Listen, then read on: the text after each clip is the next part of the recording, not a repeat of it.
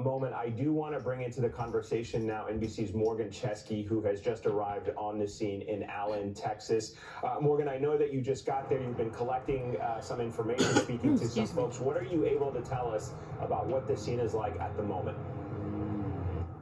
Yeah, Eamon, an incredibly active scene right now. We're just across the street from the Allen Outlet Mall. This is where that shooting took place around 4 o'clock today. We've heard multiple updates from authorities. At last check, they say at least 9 people have been hospitalized in this shooting. The shooter is dead, and there are an unknown number of fatalities. We do anticipate an update here within about an hour or so from investigators, but important to point out just the sheer scope of how big this perimeter is, Eamon. We have law enforcement around this entire property, which is several acres. And then if we could just pan over here, you'll see in the distance a fire truck. But in front of that, Eamon, hundreds of people are waiting for a couple reasons. Number one, they can't get back to their cars right now. Number two, word spread so quickly about this shooting here in this very populated area that a lot of people who knew they had loved ones here came to try to connect with them and make sure they were safe. I just had a chance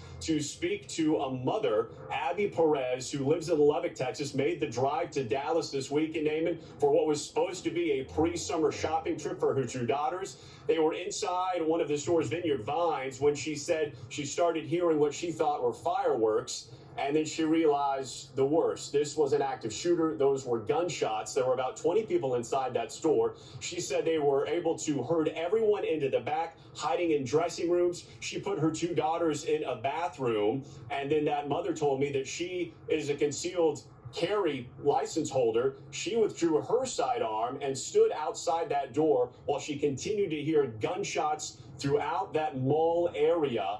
And they waited about 30 minutes, Eamon, before police were finally able to escort everyone outside safely. She says she thinks as they were being walked outside, she saw at least one person on the ground who was killed that she believes was the shooter.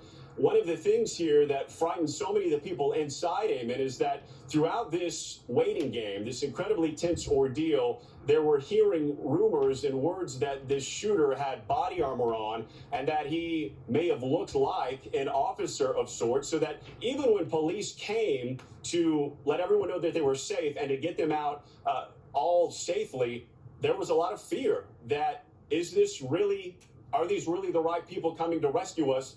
Because they had heard that this individual who opened fire was dressed similarly to a law enforcement officer. Again, officials confirmed about 2 hours after the shooting began that the lone gunman in this case has been killed. We are, however, awaiting the unfortunate update as to how many victims were killed as well. Morgan, I'm going to ask you to stay with me just for a moment because you've given us a lot of information that I just want to be able to digest with my panel for a moment, and I'm going to come back to you for some more.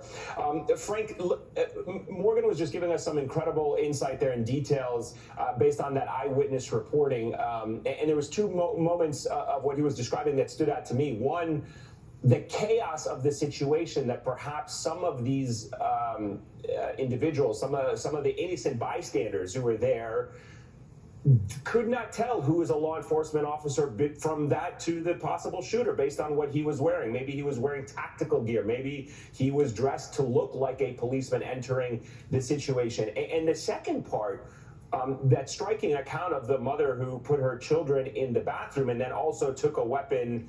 And I'm thinking, imagine if police entered the scene and see a woman with a gun who is also now trying to identify the shooter. How difficult and a complex and dynamic situation that must be for law enforcement to navigate. Yeah, so what Morgan just gave us is where we are right now in society. Why do I say that? Well, the most recent FBI active shooter report just out a week or 2 ago told us that there's an increased use of body armor by active shooters. So that's gone up. And that raises questions of whether we should allow the sale of body armor to just anybody out there, people who aren't in